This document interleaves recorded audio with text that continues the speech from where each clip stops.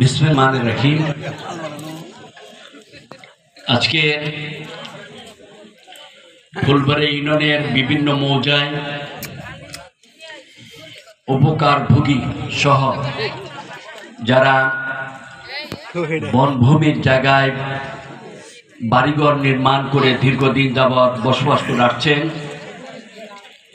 সেই ভূমিহীন ভাইদের উচ্ছেদের বিষয় নিয়ে এই উচ্ছেদের যে ঘটনা ঘটছিল সেটা ইউনূস সাহেব এবং ডিসি সাহেব, বিভাগীয় কমিশনার সহ উপকারভোগী এবং যারা এর সাথে সম্পৃক্ত সরকারি কর্মকর্তাবৃন্দ, তাদের সাথে আমরা তদবির করি যাতে তাদের জায়গায় তারা থাকতে পারে।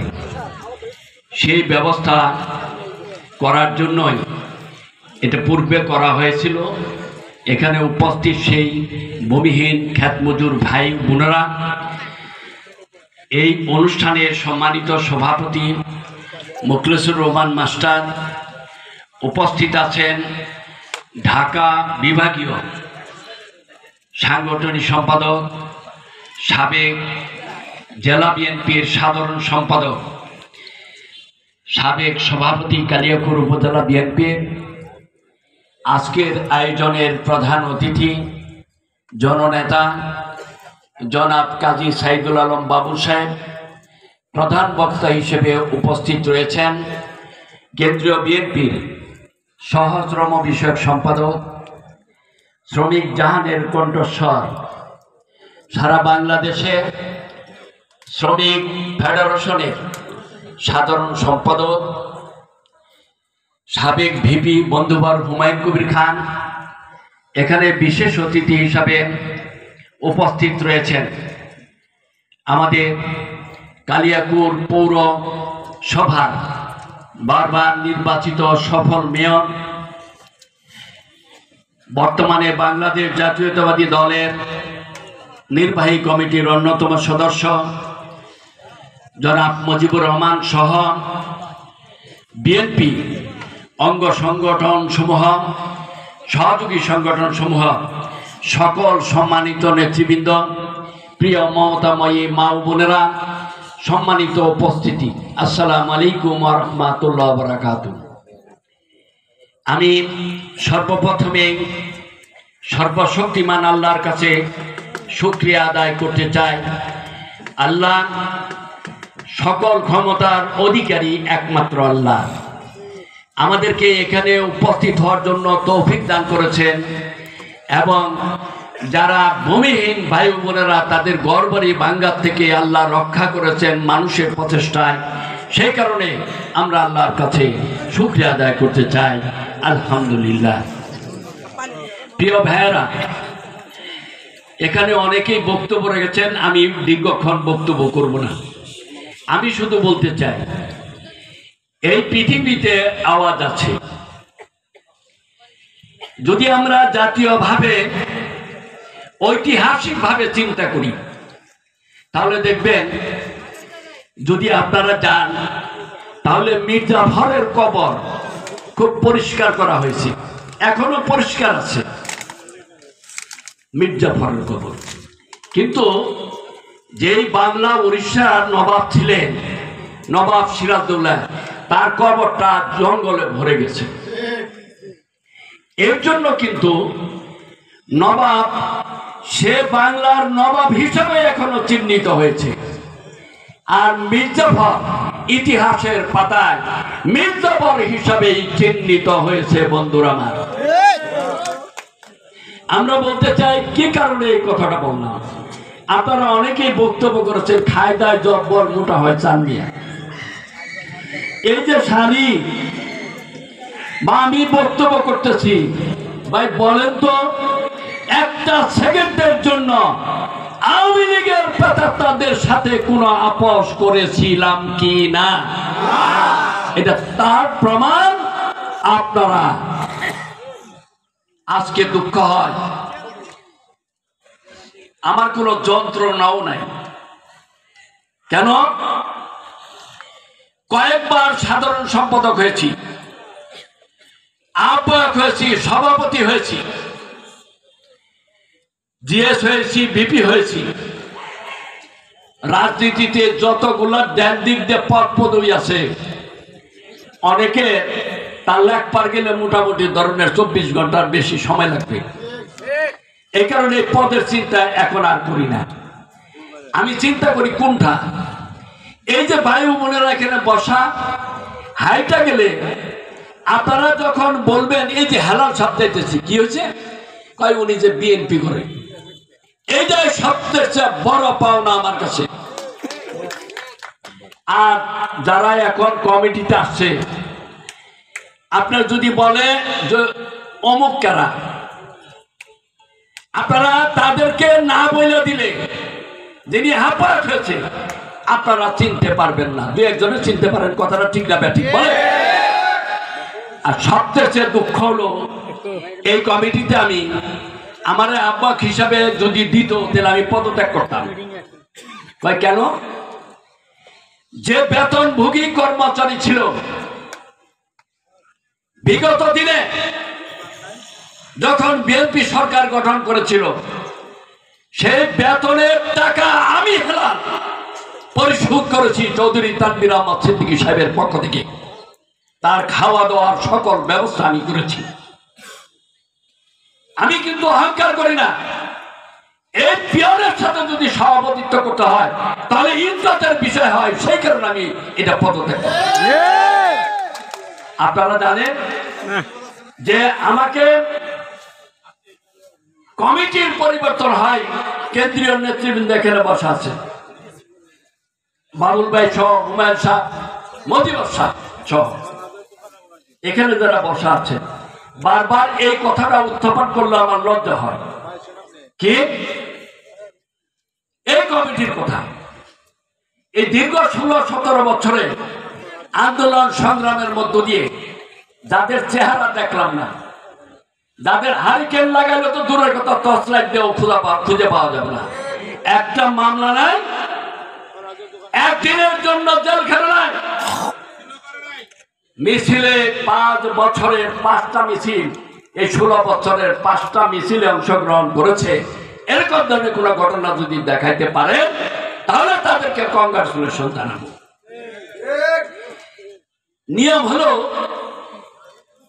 ডিগ্রি পড়ছেন তো আপনার, গুড বেটার বেস্ট, যদি গুড আমরা হয়ে থাকি তাহলে এই কমিটির মধ্যে বেটার আসবে, কথাটা ঠিক তাই না? আর যদি আমরা বেটার হয়ে থাকি তাহলে বেস্ট আসবে।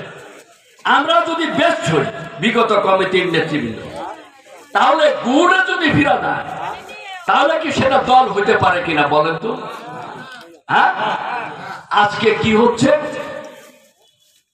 5 তারিখের গত 5ই আগস্টের পরে, জুলাই বিপ্লবের পরে যাদের আমদানি হয়েছে, 90 আওয়ামী লীগ থেকে অনুপ্রবেশকারী, সেই 78টা বিলের টাকা পয়সা ভাগ বাটোয়ারা যেভাবে খাইছে চৌধুরী তানভীর আহমদ সিদ্দিকী সাহেব থাকা অবস্থায়, এইবারও সেই রাস্তা ধরে এম আনোয়ার, আমি তার নাম বলতে চাইছিলাম না, সেই পুরাতন পাত্র পরিবর্তন করে সেই আরেক পাত্রে যে সেটাকে করতে চায় বা করার জন্য প্রস্তুতি গ্রহণ করবে আজকের এই উপজেলার কমিটি, পৌরসভার পৌর বিএনপির কমিটি।